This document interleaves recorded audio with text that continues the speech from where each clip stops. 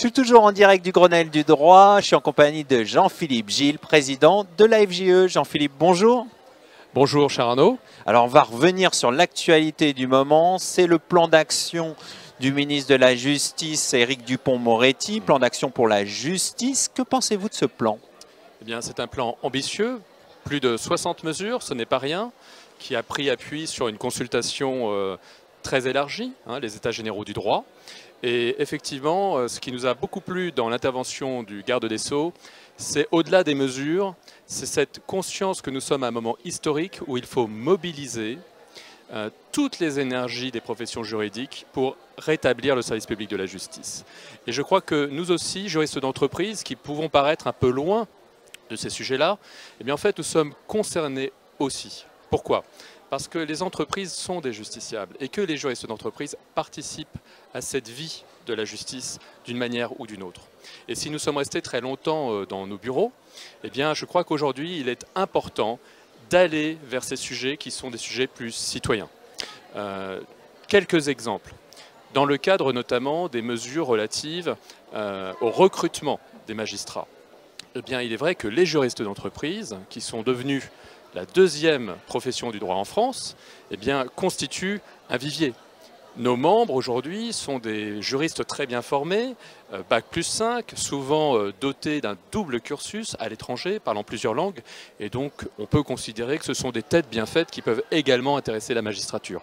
Nous avons d'ailleurs des contacts avec la chancellerie à ce sujet qui sont très fructueux et nous les avons encore poursuivis dans nos discussions et nos ateliers ce matin au Grenelle. C'était absolument intéressant, exaltant, et il y a là de grandes possibilités pour se renforcer les uns les autres. Alors parmi les mesures du plan, il y a des mesures sur la justice économique. Je pense à l'expérimentation des tribunaux des affaires économiques, mais rien sur la confidentialité des avis des juristes. Est-ce une surprise pour vous? C'est évidemment la question que nous avons sur toutes les lèvres ce matin. En fait, nous avons bien vu à travers les mesures abordées par le garde des Sceaux que le sujet principal, c'est le rétablissement du service public de la justice. Aussi bien notre sujet est un sujet très important pour notre profession, très important aussi, nous le verrons, pour les entreprises françaises et la souveraineté de la France, mais elle n'était pas dans le cœur du sujet. Ceci dit, rassurons-nous, ce sujet est bien sur la table. Pour plusieurs raisons. D'abord parce que, je le rappelle, il a été abordé par le rapport Combrexel qui a mentionné que c'était une nécessité, un sujet qui concernait les juristes d'entreprise, qui sont les acteurs du droit dans l'entreprise, et ce besoin éminent et urgent de régler la question. Par ailleurs, la DACS et son directeur a mentionné lors d'une réunion récente du forum de la place juridique de Paris que parmi les 20 mesures qui étaient sur la table, la 17e, je crois, concerne la confidentialité de nos avis et qu'il étudierait toutes ces propositions. Donc, en tant que juriste d'entreprise et président de la FJE, je suis tout à fait conscient et confiant du maintien de ce projet, et je suis persuadé que nous aboutirons. Revenons sur le Grenelle du droit. Quel est votre sentiment sur ce Grenelle? C'est la 4e édition. Vous en êtes à l'origine, la FJE en est à l'origine. Quel regard portez-vous sur cette édition?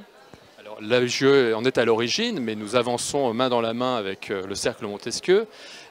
C'est passionnant le Grenelle du droit parce que c'est le moment où nous partageons au-delà de nos métiers dans une vision, j'allais dire, positive de l'avenir.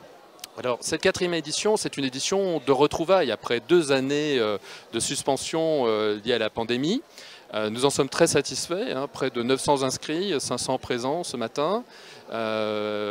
Sans doute aurons-nous à le développer.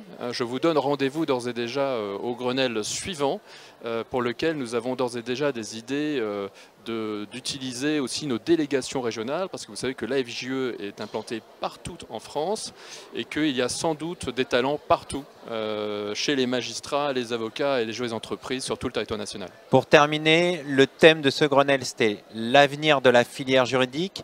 Quelle place pour les juristes d'entreprise dans cet écosystème? Et je crois que les juristes d'entreprise aujourd'hui ont montré qu'ils étaient une force de proposition, qu'ils étaient un vivier et qu'ils pouvaient permettre de porter haut la filière française en parfaite synergie avec les avocats, les magistrats, les greffiers, les huissiers, les notaires. Nous sommes des hommes et des femmes d'entreprise, nous avons l'habitude d'être extrêmement agiles.